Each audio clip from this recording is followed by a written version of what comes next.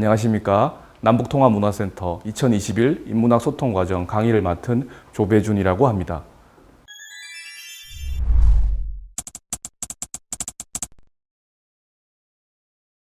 본격적으로 시작하기 전에 남북의 인문적 소통에 관한 제 관점을 먼저 말씀드리는 게 좋을 것 같습니다. 저는 이제 체제와 이념 그리고 민족 당위성 중심의 통일을 벗어나서 오늘날의 젊은 세대에게 더 설득력 있는 통일론, 통합론이 필요하다고 생각합니다.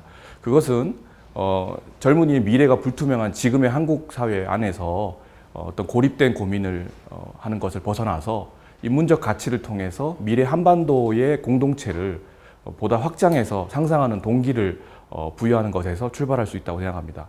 일상적 평화 감수성을 키워서 스스로 실천할 수 있는 통일 과정에 대한 상상을 북돋우는 것이 중요할 것입니다. 그런 점에서 제가 오늘 준비한 내용은 4명의 월북 문학인을 일반적으로 소개하는 것이 아니라 백석, 박태원, 이태준, 홍명희 같은 그 월북 문인들의 생애와 작품을 통해서 분단의 과거, 현재, 그리고 미래라는 관점에서 그분들의 이야기를 성찰해 보는 것입니다. 이것은 적대적 경계 너머의 인문적 소통의 가능성을 탐구하는 통일 인문학의 다채로운 이야기들 중 하나입니다. 남북통합문화센터에서는 현재 대한민국 안에서 당면한 남북의 다원적 소통뿐만 아니라 분단의 폐해를 극복해 나가기 위한 다양한 시간적, 공간적 경계를 돌아보고 남북 주민들 사이에 사회문화적 소통과 통합 과정을 고민할 필요가 있다고 생각합니다. 그런데 그 화해 소통에서 창의적인 통합으로 나아가는 긴 과정에는 반드시 역사적 상처를 치유하는 과정이 필요합니다. 오늘 제가 말씀드릴 부분도 치유로 모아질 텐데요. 우리의 몸과 마음속에 깊이 새겨진 역사적이며 집단적인 트라우마를 직시하고 치유하고 함께 극복하지 않으면 평화 정착 과정과 통일 이후의 적대성, 폭력성, 그리고 사회적 갈등과 차별은 걷잡을 수 없이 커져갈 것입니다. 앞으로 종전선언, 평화협정, 그리고 머나먼 통일이 언제 어떻게 찾아올지 아무도 모릅니다. 하지만 분명한 것은 우리가 어떤 한반도의 미래를 구상하고 준비하느냐에 따라서 통일 이후의 모습도 달라진다는 것입니다. 이처럼 인문학적 관점에서 그려보는 통합의 미래는 이례적인 사건이나 돌발적인 결과가 아니라 과정으로서의 통일, 그리고 사회문화적 통합이며 미래 콘텐츠가 몇 배로 더 풍성해지는 그런 과정을 의미합니다. 네, 그럼 본격적으로 월북 문인을 통해 상상하는 남북의 문화적 소통과 평화에 대해서 알아보도록 하겠습니다.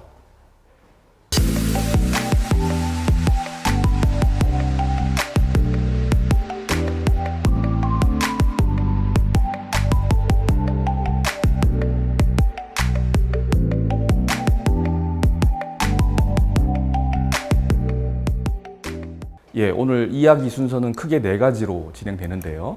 먼저 백석 시인을 통해서 고향을 품은 모던보이 시인이 어떻게 개마고원의 양치기로서 삶을 마감하게 됐는지 그 비극적 두 양면성에 대해서 알아보도록 하겠습니다. 먼저 월북문인이라는 용어가 좀 낯설 수가 있는데요. 월북문인은 해방 과정에서 그리고 분단 과정에서 38선이 그어진 다음에 38선 이북으로 그리고 휴전선 이북으로 거주지를 옮기게 된 작가와 지식인들을 아울러서 부르는 이름입니다.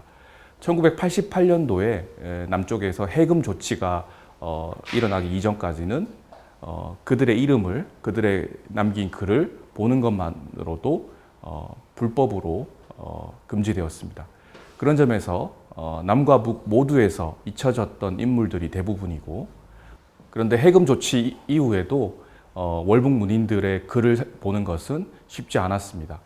또 하나의 중요한 살펴볼 개념은 월북, 납북, 제북의 차이인데요. 월북이라고 하는 것은 말 그대로 자발적으로 북으로 넘어간 사람들을 말하는 것이고요. 납북은 강제적인 외부의 힘에 의해서 납치된 사람들을 말합니다.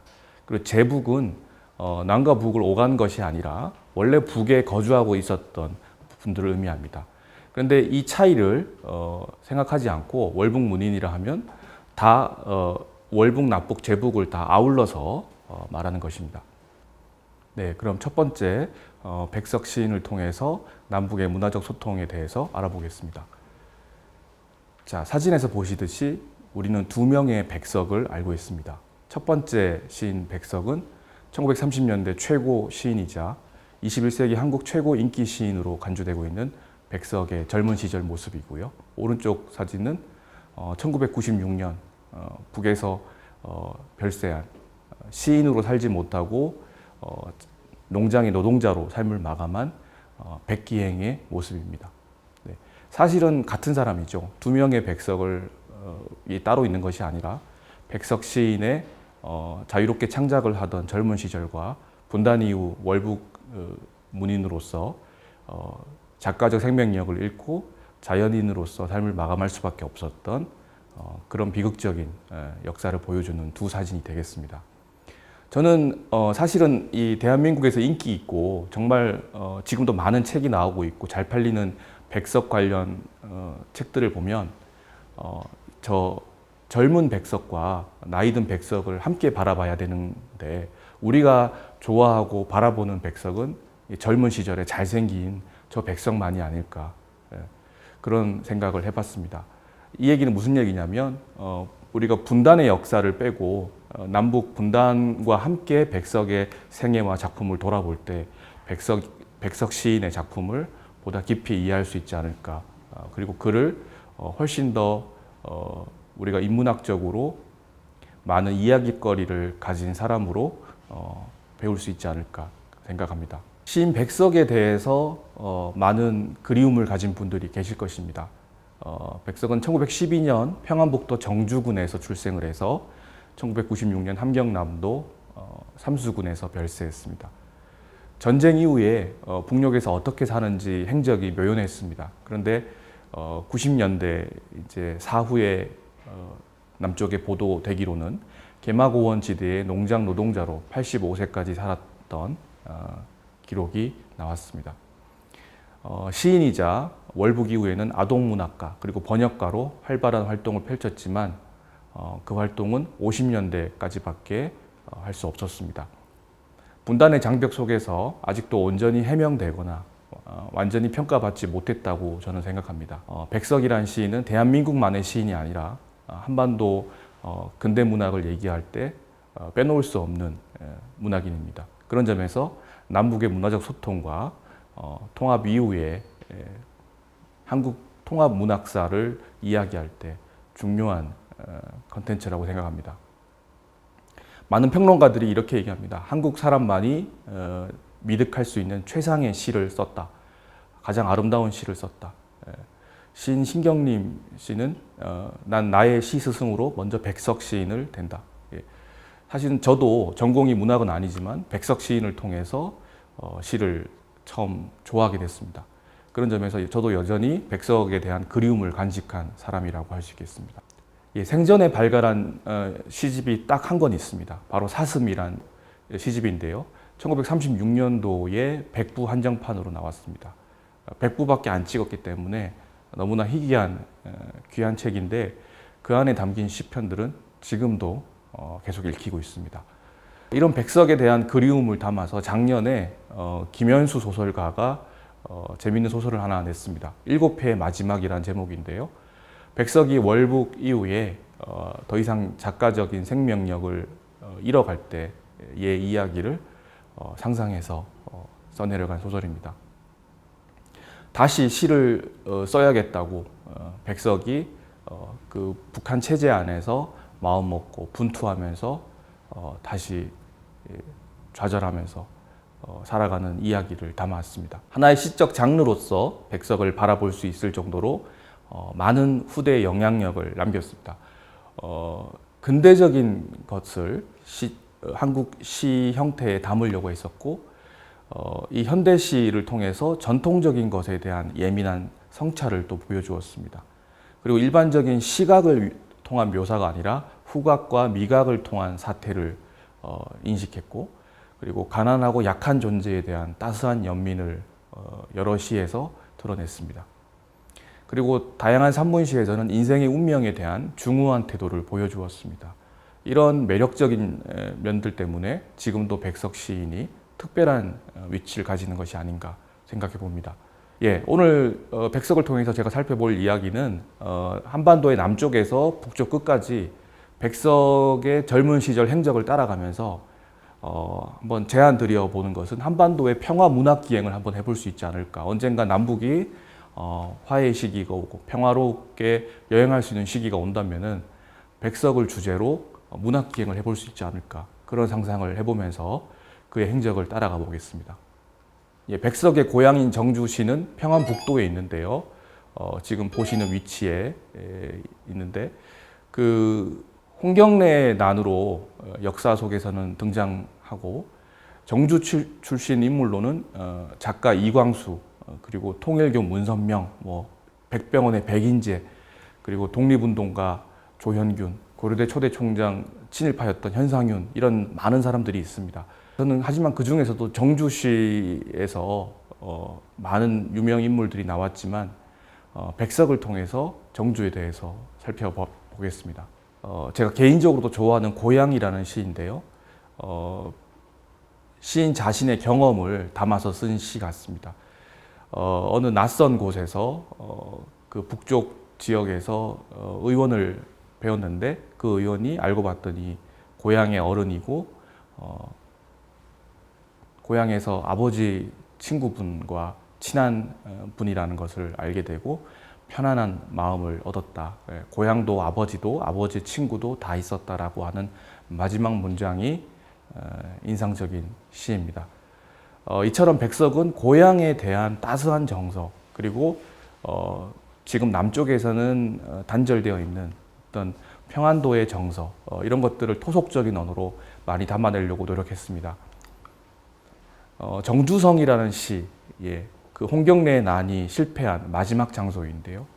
그 정주의 지역민으로서 정주성에 남아있는 애잔한 정서를 담아낸 시입니다. 네, 정말 그리고 사전 없이는 볼 수 없는 여운한 골족이라고 하는 재미있는 시인데요. 명절에 외갓집에 대가족이 모여서 함께 음식을 만들어 먹는 그 왁자지껄하고 시끄러운 분위기를 아주 토속적인 언어로 하지만 어디까지나 모더니즘적인 시 경향을 담아서 쓴 시입니다. 이처럼 근대적인 것과 토속적인 것이 백석의 시에서는 아주 자연스럽게 융합됩니다. 네, 백석은 정주시에 있는 유명한 사립학교 오산학교의 앞에 있는 하숙집 아들로 살았는데요. 설립자인 남강 이승훈 선생은 많은 독립운동가들을 배출한 분입니다. 백석에게 영향을 준 한국인이 가장 사랑하는 시인 중에 또 한 명이죠. 오산학교 선배인 김소월이 있고요. 그리고 백석에게 영향을 받아서 자신의 시 세계를 펼친 윤동주가 있습니다. 그런 점에서 소월과 동주 사이에 백석이 위치해 있다고 할 수 있겠습니다. 이런 점을 어떤 작품들 사이의 관계를 통해서 살펴보면 김소월의 산유화라는 작품이 있습니다. 삼사조의 민요풍의 시를 볼 수가 있는데요. 이런 흐름들이 백석의 대산동이라는 시에서도 사사조의 또 삼사조의 민요풍의 시로 리듬감 있는 자연스러운 민속적인 리듬감을 갖고 시가 전개되는 것을 볼 수가 있습니다. 그리고 한편으로는 산문시를 많이 썼는데요. 백석의 흰 바람벽에 있어 유명한 시죠. 굉장히 긴 문장으로 된 산문시이지만 읽으면 읽을수록 빠져드는 매력이 있습니다. 이 시에 나오는 그런 라이넬 마리아 릴케라든 어떤 좋아하는 시인의 이름이라든가 그리고 시적 정서 같은 것이 윤동주의 별 해는 밤에도 그대로 녹아들어 있습니다.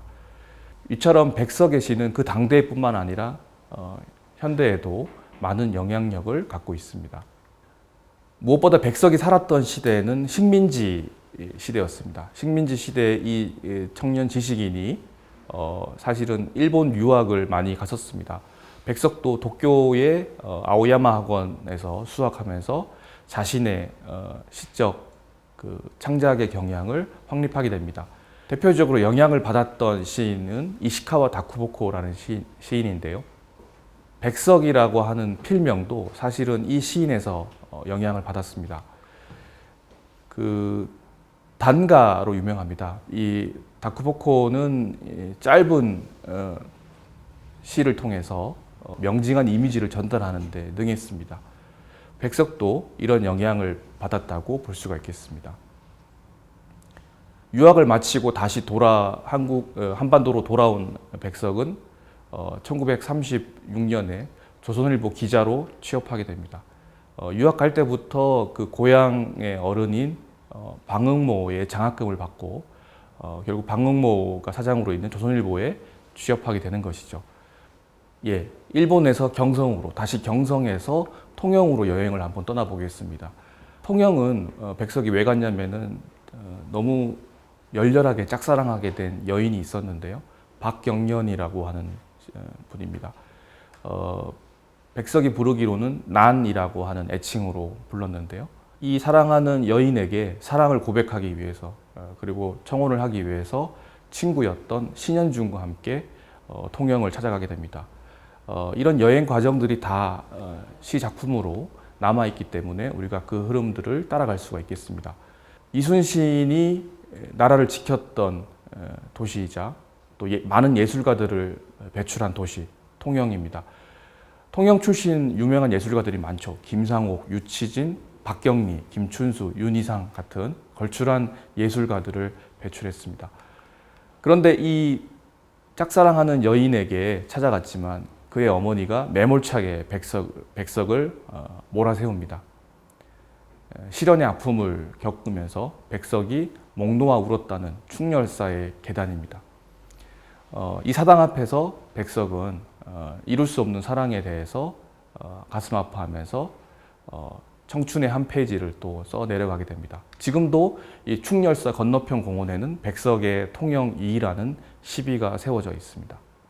남쪽 끝까지 갔던 통영에서 다시 경성으로 돌아온 백석은 사슴이라는 시집을 내면서 그동안의 작품들을 모아서 시인으로서 본격적인 활동을 하게 됩니다. 이 백석에서 모티브를 받았던 영화 중에 모던보이라는 영화가 있는데요. 박해일 배우의 스타일 같은 것들이 당시 백석이 경성에서 얼마나 유명한 그리고 스타일리시한 그런 기자이자 시인이었는지 간접적으로나마 살펴볼 수 있을 것 같습니다. 사랑을 이루지 못하고 경성 생활에 염증을 느낀 백석은 돌연 1936년 함흥으로 떠납니다. 함흥의 영어 교사로, 영생고보 영어 교사로 일을 하게 됩니다. 그때 사진들이 남아 있는데요. 당시 수업을 들었던 학생들의 증언도 남아 있습니다. 이처럼 통영에서 함흥까지 갔던 백석은 다시 새로운 사랑을 함흥에서 만나게 됩니다. 자야라고 불렀던 기생으로 일했던 분인데요. 본명은 김영안입니다. 그분과 함께 또 뜨거운 사랑을 하게 되고 유명한 작품이죠. 나와 나타샤와 흰 당나귀라고 하는 시를 쓰게 됩니다.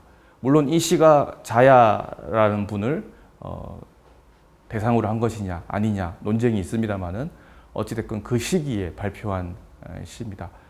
사실은 이 시의 첫 문장, 가난한 내가 아름다운 나타샤를 사랑해서 오늘 밤은 푹푹 눈이 내린다라고 하는 첫 문장, 많은 시인들이 이 시를 읽고 절망을 했습니다. 더 이상 눈이 내리는 날에 대한 묘사를 이것 이상으로 할 수 있을까 절망을 주었던 것이죠.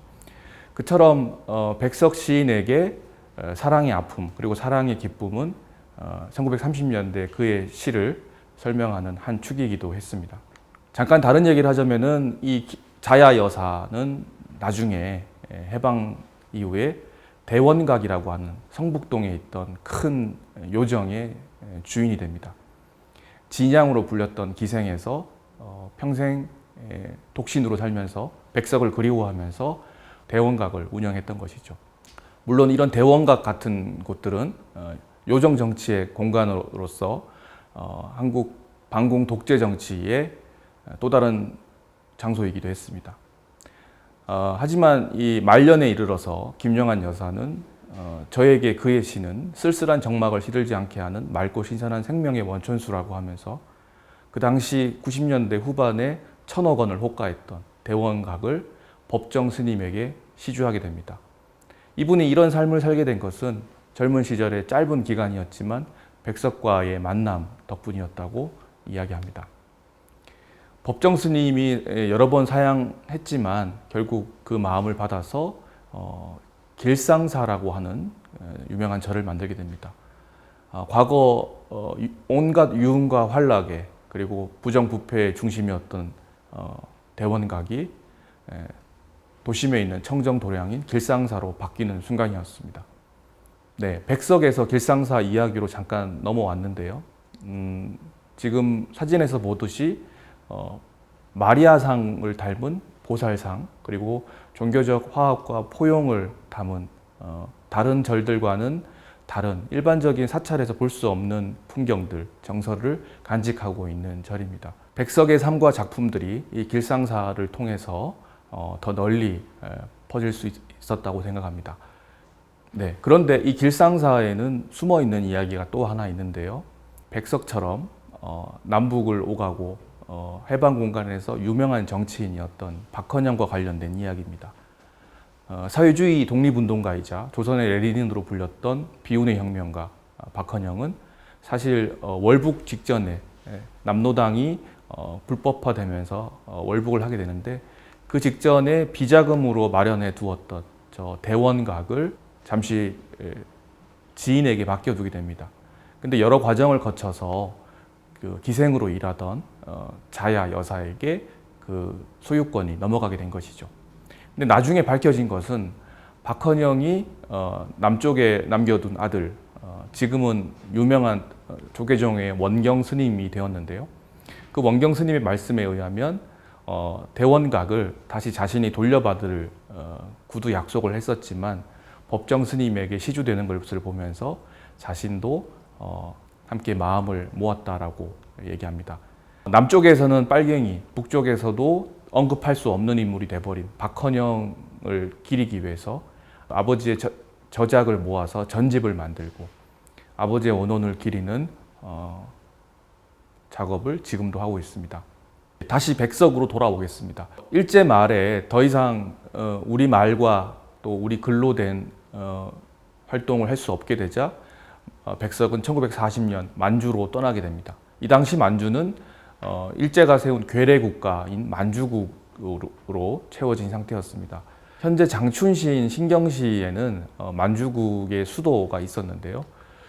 여기서 또 먹고 살면서 어렵게 먹고 사는 활동을 하면서 시 작품을 쓰게 됩니다. 그런데 이 만주국의 이야기는 사실은 우리 식민의 역사를 넘어서 분단 이후에 지금의 대한민국이 만들어지는 것과도 연관이 됩니다.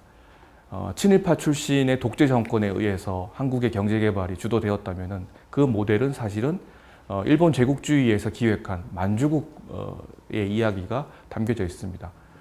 만주국의 근대화는 사실은 대한민국의 근대화의 바탕이 된 것이죠. 네, 다시 우리 이야기 중심으로 돌아오겠습니다. 1945년 해방 이후 평양에서 백석은 북측의 민족 지도자였던 조만식 선생의 러시아어 통역관으로 일하게 됩니다.